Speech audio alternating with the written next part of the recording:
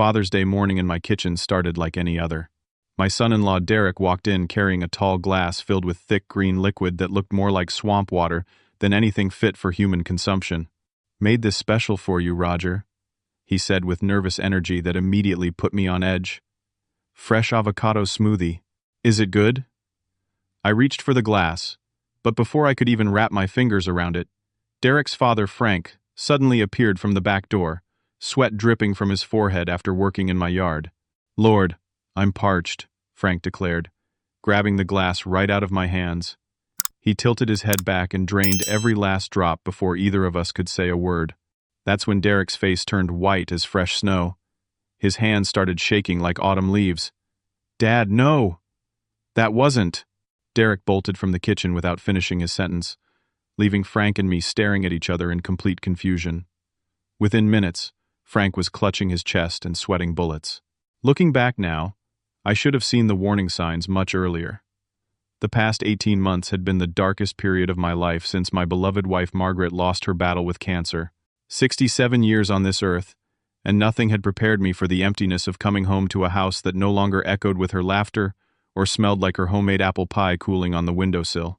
My daughter Sarah had met Derek at a grief support group just 3 months after we buried her mother. At first, I welcomed the relationship. Sarah had been drowning in sorrow, barely eating, barely speaking, and seeing her smile again when Derek entered her life felt like a small miracle. Derek seemed genuinely caring, always asking about her well-being, bringing flowers, and treating her with the kind of tenderness she desperately needed. Derek worked as an insurance adjuster for a mid-sized company in downtown Cleveland. Clean-cut, well-spoken, and apparently stable financially. When he proposed after only 5 months of dating, Sarah was over the moon. The wedding happened 3 months later, a small ceremony in our backyard, where Margaret's rose garden still bloomed despite my neglect. But something about Derek had been nagging at me for weeks. Maybe it was my 35 years running Rogers Plumbing Services that taught me to read people quickly. In the trades, you learn to spot the customers who might skip out on payment, or the contractors who cut corners. Derek had that same slippery quality, though I couldn't put my finger on exactly what bothered me. The red flags started small. During family dinners, Derek would steer conversations toward my retirement plans, my health, and most concerning of all, my financial situation. He knew I had sold my plumbing business for $2.3 million, 2 years before Margaret's diagnosis. He knew about the house being paid off, the investment accounts, the life insurance policies Margaret and I had carefully structured. "You should really enjoy your retirement, Roger," Derek would say, with that practiced smile. "Take some cruises, see Europe, live a little. You've worked hard your whole life." But his suggestions always involved expensive trips that would drain my savings or activities that would put me at physical risk. 3 weeks ago, Derek had volunteered to pick up my heart medication from the pharmacy. "No need for you to make the trip," he insisted. "I'm heading that way anyway." When I got home, I noticed the bottle felt lighter than usual, but I attributed it to my imagination. Last week, Derek offered to help organize my financial paperwork. "Sarah worries about you handling all this alone," he explained. "Maybe it's time to set up some automatic payments, simplify things." He spent 2 hours in my home office, supposedly organizing bank statements and investment reports. The night before Father's Day, I found Derek in Margaret's garden, digging around her rose bushes. When I asked what he was doing, he claimed he was planting new flowers as a Father's Day surprise. But I noticed he was actually pulling up some of Margaret's prized digitalis plants. Purple foxglove, she used to call them. Beautiful, but deadly poisonous if consumed. "Those aren't safe to have around," Derek had said. "Especially with you taking heart medication. Wouldn't want any accidents." At the time, his concern seemed thoughtful. Now, watching Frank stumble around my kitchen with sweat pouring down his face, Derek's midnight gardening took on a much more sinister meaning. Frank gripped the kitchen counter, his breathing becoming labored. "Roger, I don't feel right," he gasped. "My heart's racing something fierce." His skin had taken on a grayish pallor that reminded me too much of Margaret during her final days. That's when the pieces started falling into place.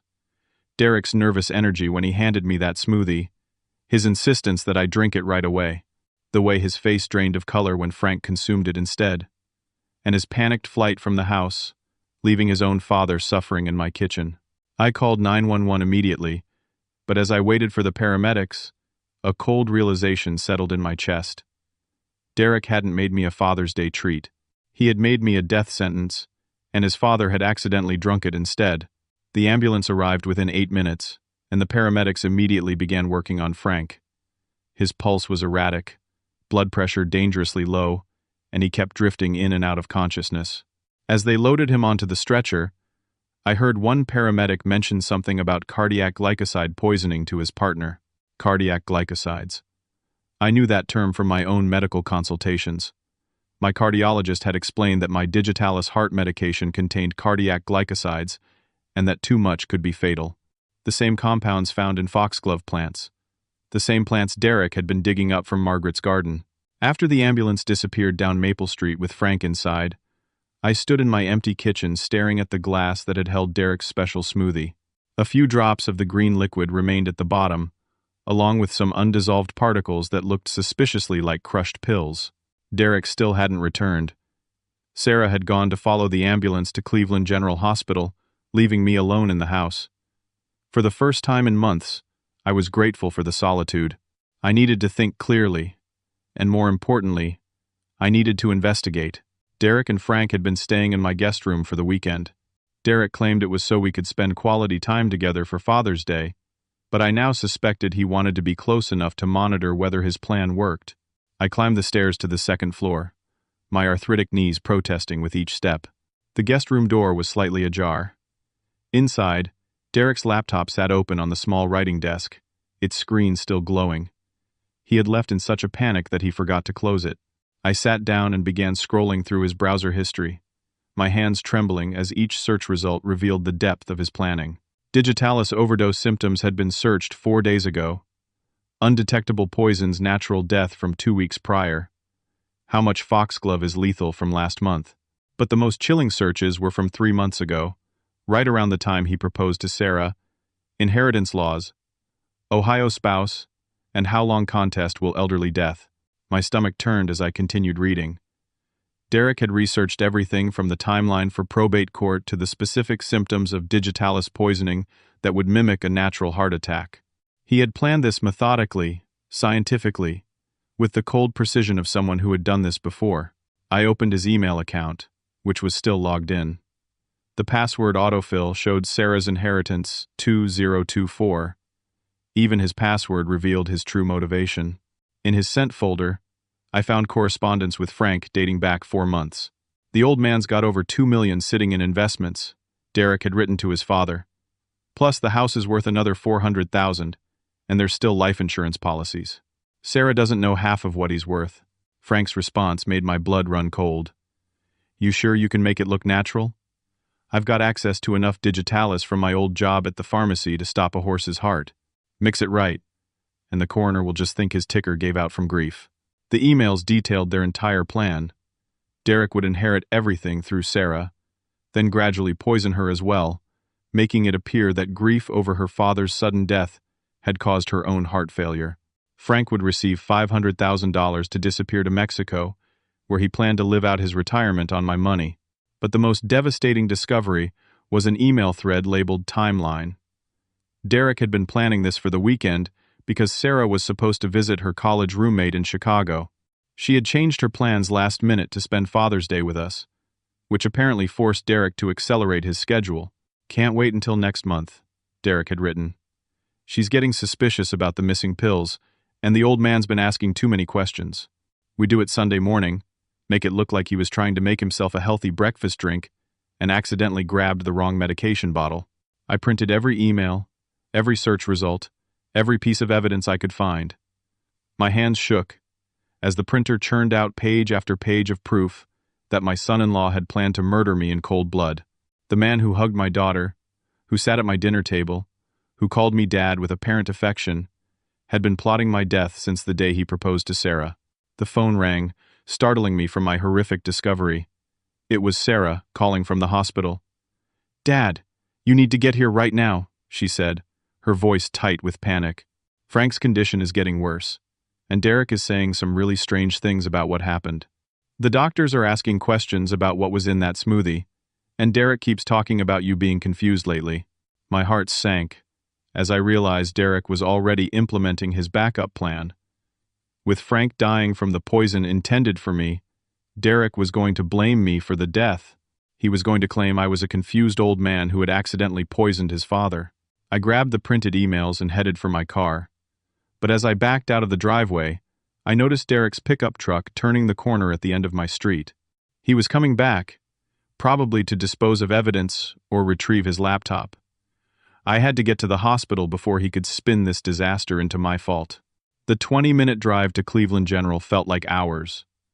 With every mile, I realized how cleverly Derek had positioned himself. Sarah trusted him completely. He had been playing the role of the caring son-in-law for months, building credibility while simultaneously gathering information about my assets and health. Even if I showed Sarah the emails, would she believe that her husband was capable of such calculated evil? As I pulled into the hospital parking garage, my cell phone buzzed with a text message. It was Derek. "Roger, where are you? We need to talk before you say anything to the doctors. Frank's really sick, and I'm worried you might be confused about what happened." Even in text form, Derek was already beginning his campaign to paint me as mentally unstable. The man who had tried to murder me was now positioning himself as my concerned caretaker, but I had evidence, proof of his intentions.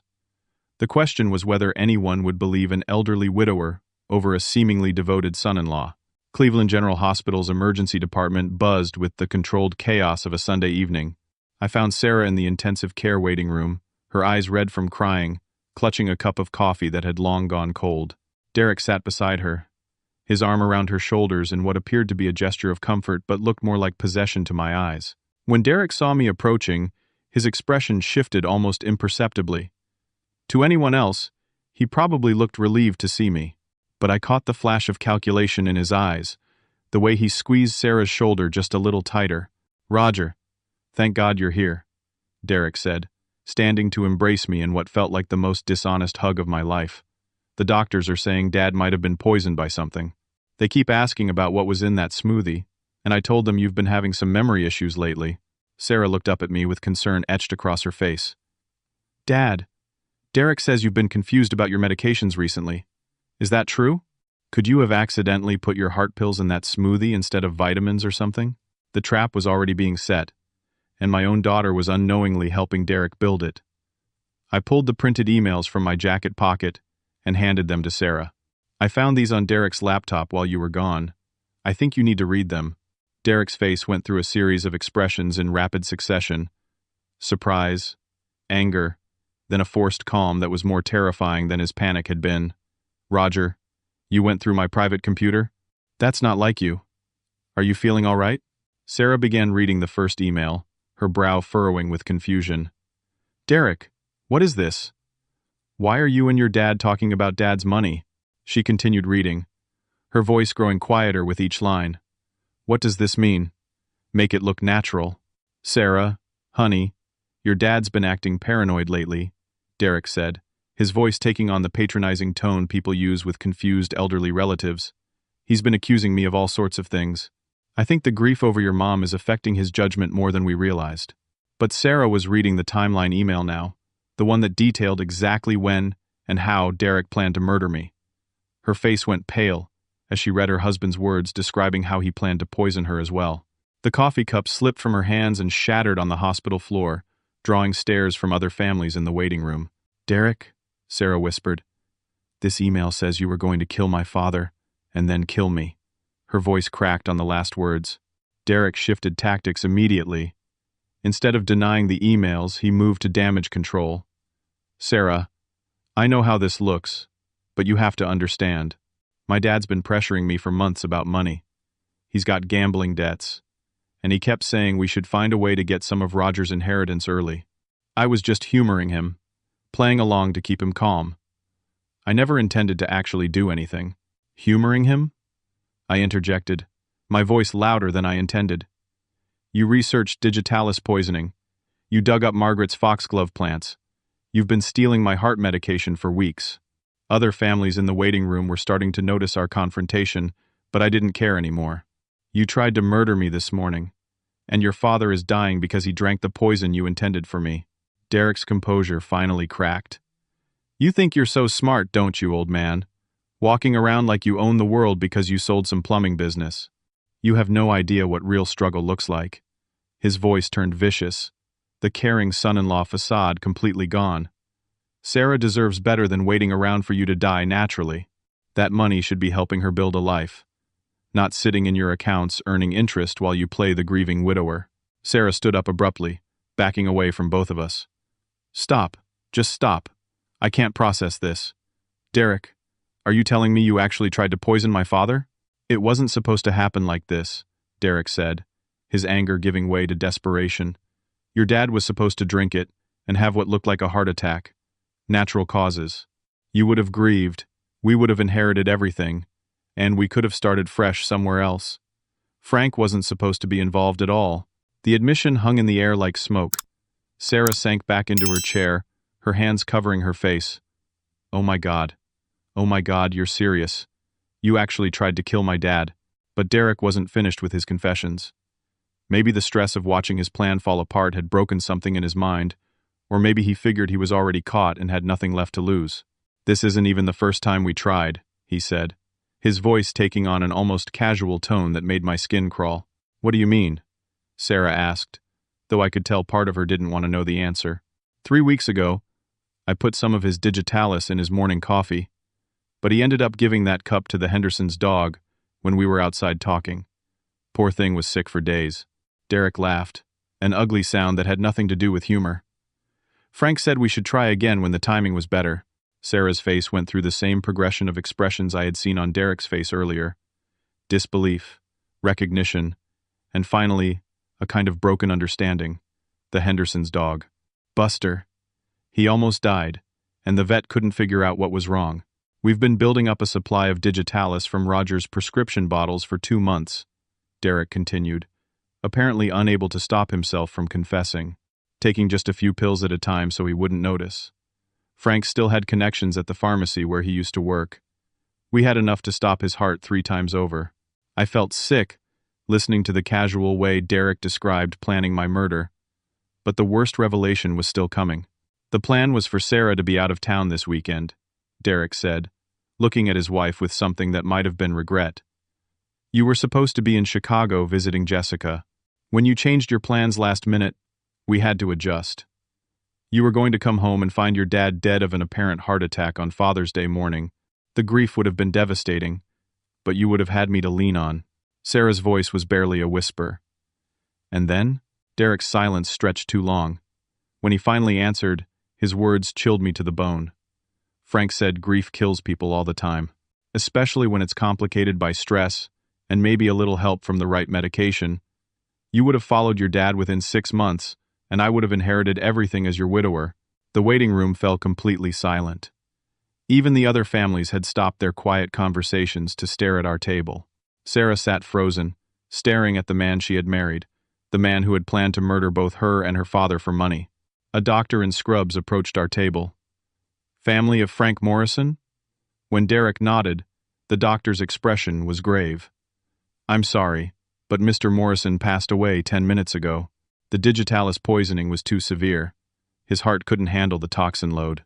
Derek's father was dead, killed by the same poison Derek had intended for me. And now my son-in-law, who had just confessed to attempted murder in front of a hospital full of witnesses, was staring at the consequences of his greed and evil. But Derek's response to his father's death surprised me. Instead of grief or remorse, his face showed only calculation. He was already planning his next move, and I had a terrible feeling that Frank's death had just given Derek a new opportunity to destroy my family. The moment the doctor delivered the news of Frank's death, Derek transformed again. The mask slipped back into place so smoothly that I almost questioned whether I had imagined his vicious confessions just minutes earlier. His shoulders sagged with apparent grief, and tears that looked remarkably genuine began flowing down his cheeks. "Dad," Derek whispered, burying his face in his hands. "Oh God, Dad, I'm so sorry." He looked up at me with eyes that perfectly conveyed confused anguish. "Roger, what happened? What was in that smoothie? Dad's dead, and I don't understand why." Sarah, still reeling from Derek's confessions, stared at her husband in bewilderment. "Derek, you just told us you tried to poison my father. You said Frank helped you plan it." "Sarah, honey, I think the stress is making you hear things that aren't real," Derek replied with devastating gentleness. "I never said anything like that. I would never hurt your father. I love him like my own dad." He turned to address the doctor who had delivered the news. "Doctor, I'm worried about my wife. She's been under tremendous stress since her mother died, and now with this tragic accident, I think she might be having some kind of breakdown." The doctor looked between Sarah and Derek with professional concern. "Mrs. Morrison, are you feeling disoriented or confused? Sometimes trauma can affect our perception." "I'm not confused," Sarah said, but her voice lacked conviction. "Derek just confessed to trying to murder my father. There are emails on his computer. He admitted everything." Derek pulled out his cell phone and began dialing. "I'm calling our family doctor. Sarah's been having episodes of paranoid thinking lately. Dr. Williams has been concerned about early-onset dementia, especially given the stress she's been under." He spoke loudly enough for the doctor and nearby families to hear every word. I realized what Derek was doing. He was going to claim that both Sarah and I were mentally unstable, that we were having shared delusions brought on by grief and age. The emails I had printed were still in Sarah's hands, but Derek had probably already figured out how to explain those away. "Doctor." Derek addressed the physician with a perfect mixture of concern and authority. "My father-in-law has been showing signs of confusion lately. Memory problems, paranoid thinking, difficulty managing his medications. I'm worried he might have accidentally given my father the wrong medication this morning. Roger's been taking digitalis for his heart condition, and he's been having trouble keeping track of his pill schedule." The doctor nodded sympathetically. Medication errors among elderly patients are unfortunately common, especially when combined with grief and stress. Mr. Gress's, "Rogers, can you tell me exactly what you put in that smoothie this morning?" The question hung in the air like a trap. Derek had positioned me perfectly. If I insisted that Derek had made the smoothie, I would sound like a paranoid old man blaming others for my mistakes. If I admitted uncertainty, Derek could claim I had accidentally poisoned Frank myself. "Derek made the smoothie," I said firmly. "He handed it to me and asked if it was good. I never touched the ingredients." "Roger, that's not what happened," Derek replied with infinite patience. "You were in the kitchen when I got up, and you said you were making a special health drink for Father's Day. You asked me to taste it, but then Dad grabbed it before either of us could try it. You seemed confused about what you had put in it." The doctor was taking notes, clearly documenting what appeared to be conflicting stories from a grieving family. Derek continued building his narrative with devastating effectiveness. "Doctor, I should also mention that Roger's been having some concerning behavioral changes. Last week, I found him in his late wife's garden at 2 in the morning, digging up plants. When I asked what he was doing, he claimed someone was trying to poison the flowers. He's been increasingly suspicious of everyone around him. Derek was using my discovery of his midnight gardening against me, twisting it into evidence of mental decline. Every piece of real evidence I had gathered was being reframed as proof of my instability." "And the emails?" Sarah asked weakly, holding up the printed pages. Derek glanced at the papers with confused concern. "Sarah, those look like some kind of internet research. Maybe Dad was looking up information about his medications and got confused about what he was reading. People with early-stage dementia often have trouble distinguishing between things they've read online and real events." A police officer appeared at our table. Detective Linda Martinez, according to her badge, was a woman in her 40s with sharp eyes that missed nothing. "I need to speak with the family about Mr. Frank Morrison's death. We're treating this as a suspicious poisoning until we understand what happened." Derek immediately positioned himself as the responsible family spokesperson. "Officer, this has been a terrible accident. My father-in-law has been having some confusion lately, and I believe he accidentally used the wrong medication when making a smoothie this morning. My father unfortunately drank it before anyone realized there might be a problem." Detective Martinez turned to me.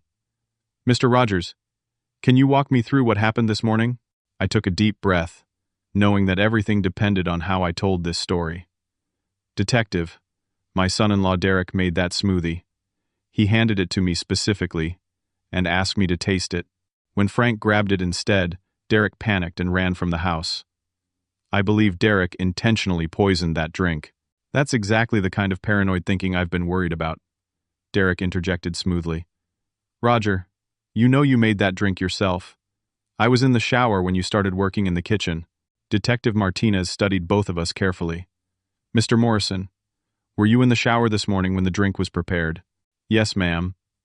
I got up early to shower before helping Roger with some yard work he had planned. When I came downstairs, Roger was standing in the kitchen with a green smoothie, asking me if I thought it looked good. He seemed confused about what he had put in it. The lie was so smooth, so detailed, that I could see the detective noting Derek's apparent credibility. Derek had thought this through, prepared for the possibility that his plan might go wrong. Detective, I said. There are emails on Derek's computer that prove he planned this. He and Frank have been plotting to murder me for my inheritance. Derek sighed deeply, the sound of a man pushed beyond his limits. Roger printed some random internet searches and emails from my computer. I think he's been reading conspiracy theories online and getting confused about reality. This has been building for weeks. I'd like to see those emails, Detective Martinez said. Sarah handed over the printed pages with trembling hands. As Detective Martinez read through them, Derek provided commentary that reframed every piece of evidence. Those searches were for a mystery novel I'm writing, Derek explained. I've been researching poisons and inheritance law for a thriller plot. Roger must have seen my research and incorporated it into whatever delusion he's been developing. And the emails discussing your father-in-law's money? Frank has been struggling financially since his retirement. He's been asking me for advice about whether there were any legal ways to get financial help from Roger. I've been trying to discourage him from asking for money, which is why some of those emails might sound callous. I didn't want Dad taking advantage of Roger's generosity. Every answer was perfect, logical, and completely believable.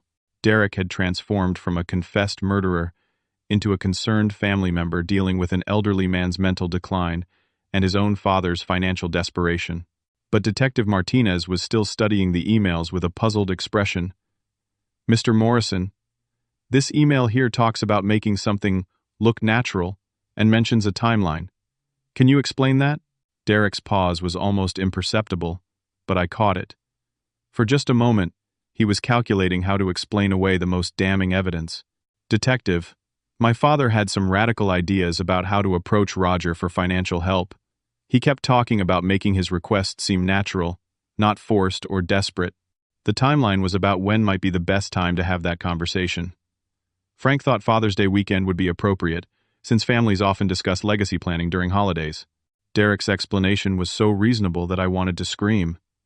He was taking every piece of evidence of his guilt and making it sound like innocent family financial planning combined with my mental confusion. Mr. Rogers, Detective Martinez addressed me directly.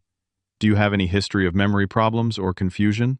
I've been grieving my wife's death for 18 months, I replied. That doesn't make me delusional or confused about attempted murder. Of course not. Derek agreed sympathetically. But grief can affect cognition, especially combined with the isolation Roger's been experiencing. Dr. Williams has recommended that Roger consider some kind of assisted living situation where he could have more social interaction and medication supervision. The final piece of Derek's strategy clicked into place. He wasn't just covering up his crime. He was setting the stage to have me declared mentally incompetent. With Frank dead and me institutionalized, Derek would have complete control over Sarah and access to my entire estate. Detective Martinez closed her notepad. I'll need to examine Mr. Morrison's computer and conduct some additional interviews. For now, I'd recommend that Mr. Morrison's Rogers have a full medical evaluation to rule out any medication errors or cognitive issues. We've already arranged for that, Derek said quickly. Our family doctor is meeting us at the hospital tomorrow morning for a comprehensive assessment. As Detective Martinez walked away, Derek turned to Sarah with manufactured concern. Honey, I know this is overwhelming, but I think we need to seriously consider having your dad evaluated for his own safety. What if he makes another medication mistake? What if next time it hurts someone else? Sarah looked at me with eyes full of doubt and grief. My own daughter was beginning to believe that I was losing my mind, that I had accidentally killed Frank Morrison with my confusion and paranoia. Derek had successfully transformed himself from attempted murderer to concerned caretaker in less than an hour. And I was running out of ways to prove that my son-in-law was a calculating killer who had just gotten away with murder. The next morning arrived gray and cold, matching my mood as I sat in Dr. Williams' office waiting for what Derek had positioned as a routine cognitive evaluation. Sarah sat beside me, her hand resting on mine but her eyes avoiding direct contact. The doubt Derek had planted was growing like cancer in her mind. Derek had worked through the night to solidify his narrative. When Dr. Williams entered the room, he already had a file thick with documentation that Derek had provided. Notes about my increasing confusion, examples of paranoid behavior, and a detailed timeline of my supposed mental decline since Margaret's death. Roger, I want to start by saying there's nothing shameful about cognitive changes as we age, especially after significant loss. Dr. Williams began with professional kindness. Derek has shared some concerns about memory issues and confusion. Can you tell me about yesterday's events? In your own words? I recounted the morning's events exactly as they happened. But even to my own ears, the story sounded increasingly unbelievable. A son-in-law plotting murder for inheritance money, poisoned smoothies, and secret emails felt like something from a television crime show, not real life in suburban Cleveland. Derek listened with the patient expression of someone dealing with a beloved but declining relative. When I finished, he added his own observations with devastating effect. Doctor, yesterday Roger accused me of digging up poisonous plants from his garden to murder him, but I have photos on my phone showing me removing dead flowers and weeds at Roger's request last weekend. He asked me to clean up Margaret's garden because he couldn't bear to do it himself. Derek showed the photos to Dr. Williams. They clearly showed him working in Margaret's garden, and without context, his removal of the foxglove plants looked like routine landscaping rather than evidence gathering. Roger also claims I stole his heart medication, Derek continued. But I have receipts showing that I picked up his prescriptions twice in the past month at his request. Both times, the bottle counts were exactly what the pharmacy dispensed. The emails, I said desperately. Show him the emails where you planned my murder. Derek pulled out his laptop and opened his email account. Doctor, I write mystery novels as a hobby. Roger found my research for a book I'm working on about inheritance fraud and became convinced it was real. Here's the manuscript I've been developing. Derek opened a document that showed the outline for a thriller novel. The plot involved a man poisoning his father-in-law for inheritance money. Every detail from the emails I had found was incorporated into what appeared to be a fictional story Derek had been writing. This is brilliant work, Derek, Dr. Williams said after scanning the outline.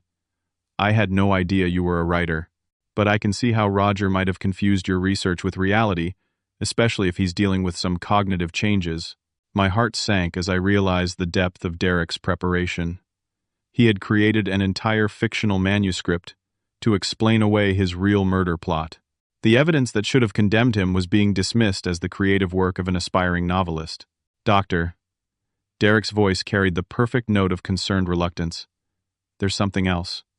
Roger has been exhibiting some aggressive behavior lately. Yesterday at the hospital, he became agitated and started shouting at me in front of other families. The police detective who interviewed us seemed concerned about his stability.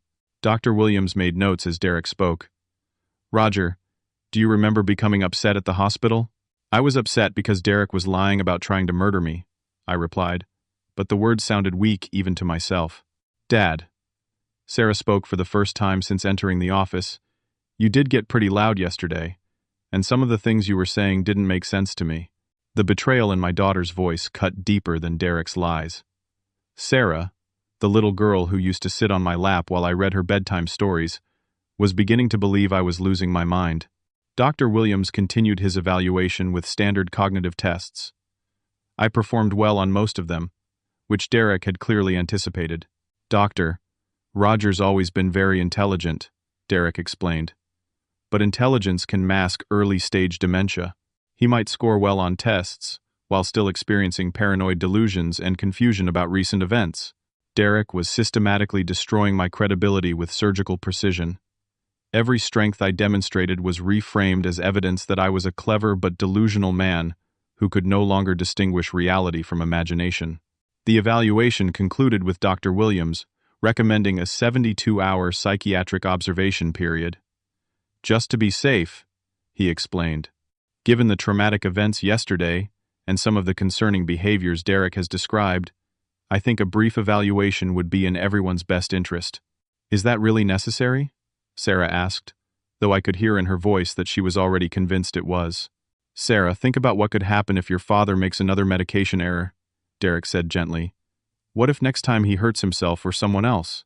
This evaluation could help us understand what kind of support he needs. Within 2 hours, I was being admitted to the psychiatric wing of Cleveland General Hospital, the same hospital where Frank Morrison had died from the poison Derek intended for me. The irony was suffocating. Derek walked with us to the psychiatric unit, playing the role of the devoted son-in-law who was making the hardest decision of his life for my own protection. As the nurses took my belongings and explained the evaluation process, Derek squeezed my shoulder with apparent affection.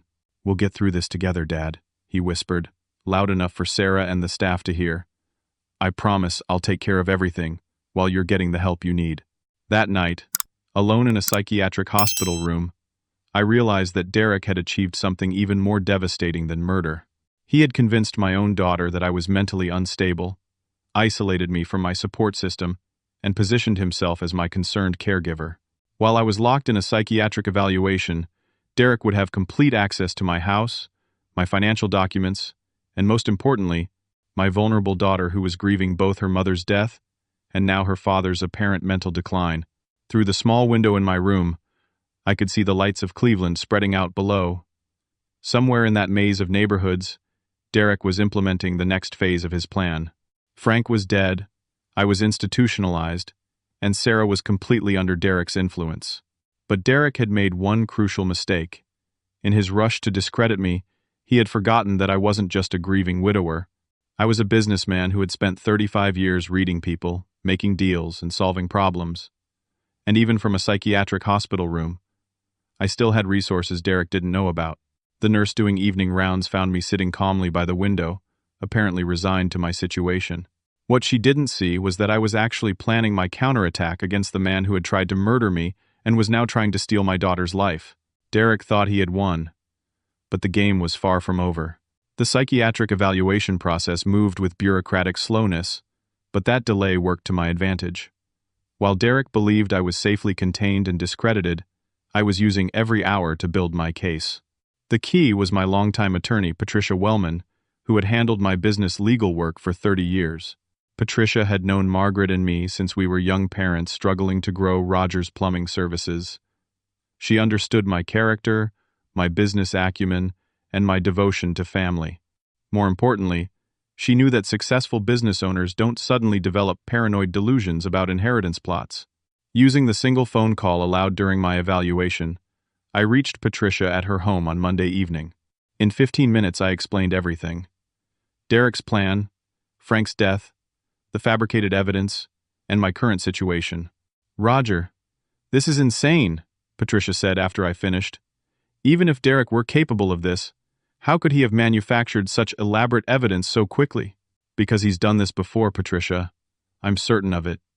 Derek's too smooth at this, too prepared for every contingency. This isn't his first time manipulating a grieving family. Patricia was quiet for a long moment. If you're right, we need proof beyond those emails you found.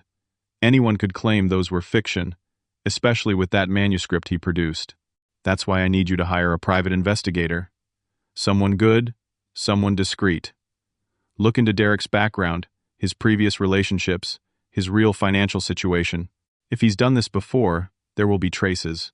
Roger, hiring a private investigator based on what the courts might see as paranoid delusions could damage your case for release. Patricia, my daughter's life is in danger. Derek admitted he planned to poison her too. Every day I'm locked up here, she's more vulnerable to his manipulation. Please, I need you to trust me like you trusted me when I said that expansion into commercial plumbing would triple our revenue. That business reference was deliberate. Patricia had initially opposed my expansion plans, but when I proved right, Rogers Plumbing became the most successful contractor in Greater Cleveland. I was reminding her that my judgment had always been sound. All right, Roger. I'll contact Jake Sullivan. He's expensive, but he's the best investigator in Ohio. If there's anything to find about Derek Morrison, Jake will find it. And, Patricia, I need you to arrange something else.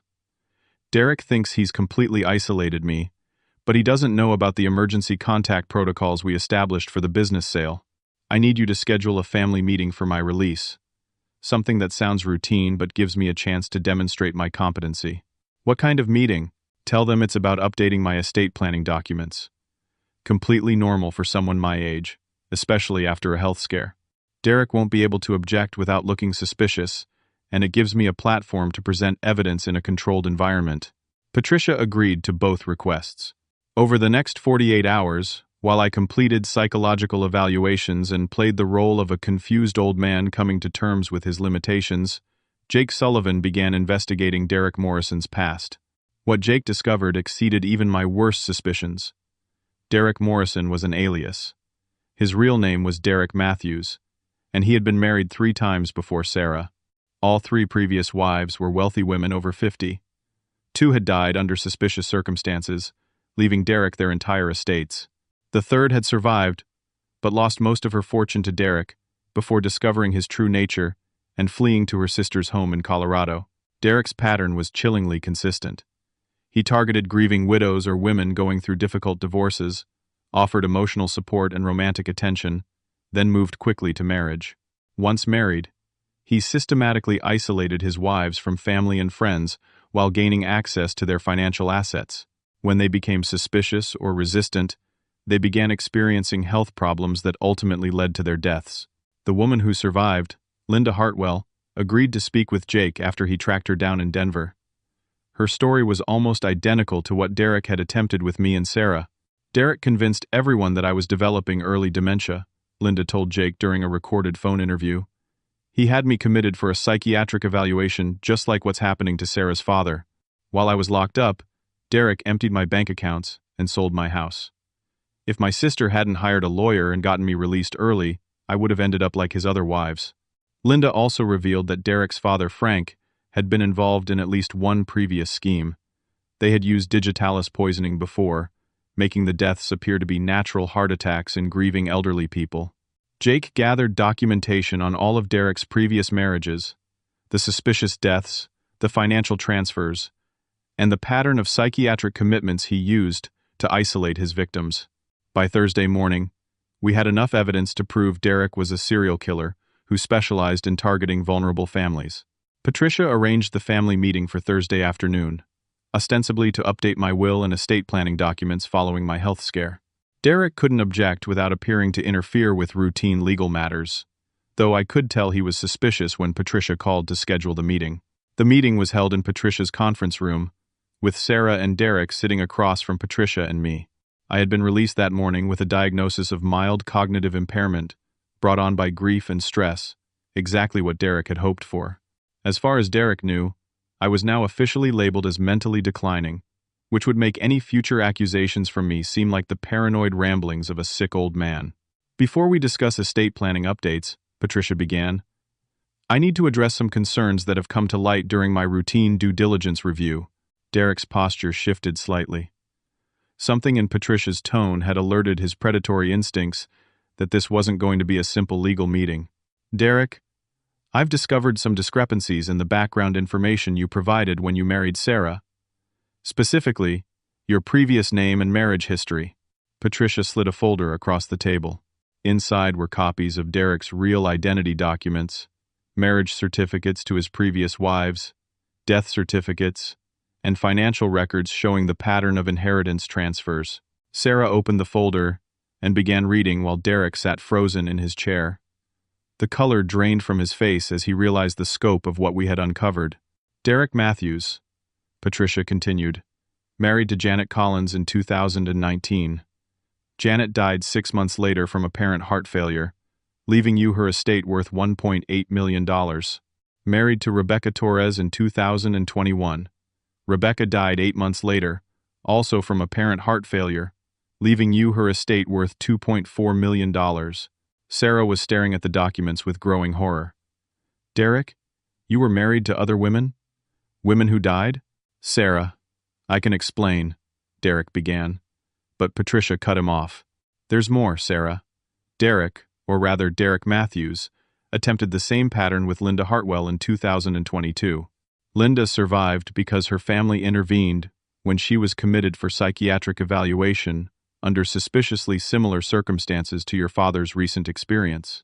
Patricia activated a recording device. Linda Hartwell's voice filled the conference room, describing Derek's manipulation, the psychiatric commitment, the attempted poisoning, and her narrow escape from becoming another victim. Derek convinced everyone I was losing my mind, Linda's recorded voice explained. He had me committed just like what's happening to Sarah's father. The plan was always the same: isolate the target, discredit their mental state, gain control of their assets, then eliminate them when they were no longer useful. Derek's facade finally crumbled completely. Faced with overwhelming evidence and nowhere left to run, he made the mistake that sealed his fate. Instead of continuing to deny or claim misunderstanding, his narcissism took control. "You have no idea how much planning this took," Derek snarled, his voice full of venom. "Do you know how hard it is to find the right targets? Grieving women with money, and no close family to interfere? Sarah was perfect because she only had you, and I figured an old man would be easy to handle." Sarah recoiled as if Derek had struck her. "You're admitting this? You actually planned to kill my father?" "Of course I planned to kill him. And you too, eventually. That was always the plan. Frank and I had it worked out perfectly. Your father drinks the poisoned smoothie, dies of apparent heart failure. You inherit everything. Then you have a grief-induced breakdown and follow him 6 months later. I inherit as the grieving widower and move on to the next target."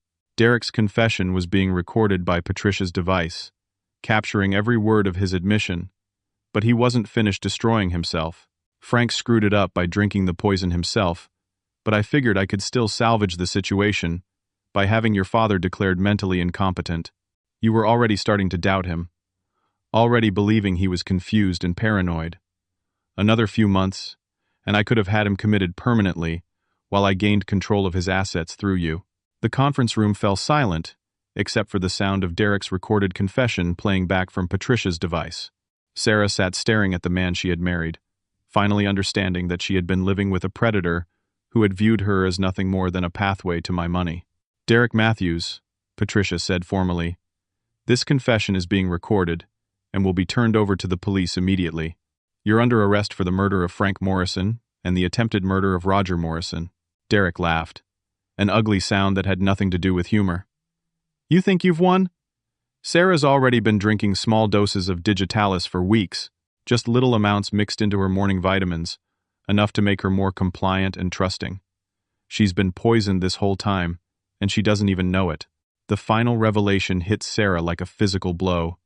She doubled over in her chair, finally understanding the full scope of Derek's evil. He hadn't just planned to murder her father and herself. He had already been slowly poisoning her for weeks, conditioning her mind and body for the final kill. But Derek's arrogance had just provided the last piece of evidence needed to ensure he would never hurt another family. His confession to already poisoning Sarah constituted attempted murder, with a clear timeline and method that could be medically verified. Within an hour, Detective Linda Martinez was taking Derek Matthews into custody, while paramedics rushed Sarah to the hospital for blood tests and treatment for digitalis poisoning. The man who had almost destroyed my family was finally facing justice for his crimes. 6 months later, I sat in a Cleveland courtroom, watching Derek Matthews receive 3 consecutive life sentences without the possibility of parole. The prosecution had built an airtight case using his recorded confession, the evidence Jake Sullivan uncovered, and the medical testimony confirming that Sarah had indeed been systematically poisoned for weeks before Frank's death. The trial revealed the full scope of Derek's crimes. In addition to murdering Frank and attempting to murder Sarah and me, investigators found evidence linking him to at least 5 other suspicious deaths across 3 states. Derek had been operating his inheritance scam for nearly 8 years, targeting vulnerable families and leaving a trail of grieving relatives who had never suspected their loved ones were murdered. Linda Hartwell testified via video conference from Denver, describing her escape from Derek's manipulation and the psychological trauma that still affected her daily life. 2 sisters whose mother had died under Derek's care flew in from Oregon to confront the man who had stolen their family's legacy and their mother's life. Sarah recovered physically from the digitalis poisoning, but the emotional healing took much longer. The knowledge that she had been living with and loving a man who was slowly killing her created trust issues that required months of counseling to address. More painful was her guilt over doubting me, though I assured her repeatedly that Derek's manipulation had been expertly crafted to exploit her grief and love for both her mother and husband. "Dad, I'm so sorry I didn't believe you," Sarah said during one of our evening walks through Margaret's restored garden. "When I think about how close Derek came to killing us both, Sarah, you were grieving your mother and trying to rebuild your life. Derek targeted those vulnerabilities with the skill of someone who had done this many times before. You have nothing to apologize for." The garden had become a symbol of our recovery. Working together to restore Margaret's flowers gave us a shared project that honored her memory while healing the damage Derek had inflicted on our relationship. The foxglove plants I replanted served as a reminder that even beautiful things could be dangerous when placed in the wrong hands. Detective Martinez visited us several times during Sarah's recovery, not for official business, but because she had become invested in our family's healing. "You know, Roger, if you hadn't trusted your instincts about Derek, we might never have connected him to those other murders. Your willingness to fight back saved more lives than just your own." The comment stayed with me for weeks, eventually inspiring the decision that gave my retirement new purpose. Using a portion of my inheritance money, I established the Margaret Morrison Foundation for Elder Protection, a nonprofit organization dedicated to helping elderly people recognize and defend against financial abuse and inheritance scams. The foundation provided free educational seminars at senior centers, churches, and community organizations across Ohio. We taught people to recognize the warning signs of inheritance predators, the importance of independent legal counsel before making major financial decisions, and the resources available when someone suspected they were being targeted. Patricia Wellman joined the foundation's board of directors, donating her legal services to help elderly victims recover assets stolen through financial manipulation. Jake Sullivan provided investigative services at reduced rates for families who couldn't afford private investigation but suspected inheritance fraud. Most importantly, Linda Hartwell became our spokesperson, sharing her survival story at education events and providing hope to other families dealing with the aftermath of inheritance crimes. Her courage in confronting the trauma Derek had caused inspired dozens of other victims to come forward with information that helped convict additional predators. The foundation's first year exceeded all expectations. We helped recover over $4 million in stolen assets for elderly victims, provided legal assistance to 37 families dealing with suspected inheritance fraud, and educated more than 2,000 people about recognizing and preventing financial abuse. But the foundation's greatest success was personal. Working to protect other families helped Sarah and me transform our trauma into purpose. Instead of being victims of Derek's evil, we became advocates for justice and protection for vulnerable people everywhere. One evening in early December, Sarah and I were decorating Margaret's memorial Christmas tree in the front yard when she brought up something that had been weighing on her mind. "Dad, do you ever wonder what would have happened if Frank hadn't grabbed that smoothie?" I considered her question while hanging one of Margaret's favorite angel ornaments on a branch. "I think about it sometimes. But I also believe your mother was watching over us that morning. Frank taking that drink saved my life and exposed Derek's plan before he could hurt you further. Do you really think Mom was protecting us? Sarah, your mother spent 43 years keeping this family safe and together. I don't think death would stop her from continuing that job." The Christmas tree lights reflected off the angel ornament, creating the kind of warm glow Margaret always said reminded her of hope during dark times. As Sarah and I finished decorating in comfortable silence, I realized that Derek's attempt to destroy our family had ultimately made us stronger. The evil he brought into our lives had been real and terrifying, but it had also revealed the depth of our love for each other and our commitment to protecting others from similar harm. In trying to steal our legacy, Derek had helped us discover our true purpose. A year and a half after Margaret's death, I was no longer just a grieving widower waiting for his own end. I was a father who had fought for his daughter's life, a businessman who had used his skills to expose a killer, and an advocate working to protect other families from predators who targeted love and grief for profit. Margaret would have been proud of what Sarah and I built from the ashes of Derek's betrayal. More than that, she would have approved of the way we honored her memory by turning our pain into protection for others. The foundation's motto, which Sarah suggested and Patricia helped us trademark, summed up everything we had learned from our ordeal. Trust your instincts, protect your family, and never let evil win through silence. Have you ever felt like something wasn't quite right about someone close to your family, but dismissed those feelings because they seemed too paranoid or dramatic? Trust those instincts. In my experience, the people who matter most to us deserve the protection that comes from paying attention to warning signs, even when they're subtle. Evil often hides behind familiar faces and caring words. If this story resonated with you, please share it with someone who might need to hear it. Like this video, if you believe in the importance of protecting vulnerable family members from those who would exploit their trust, subscribe to hear more stories about ordinary people who fought back against extraordinary evil and won. Thank you for listening to my story. I hope it reminds you that no matter how dark things seem, there's always hope when families stand together against those who would tear them apart. May you never need the lessons I learned. But if you do, may you have the courage to fight for the people you love.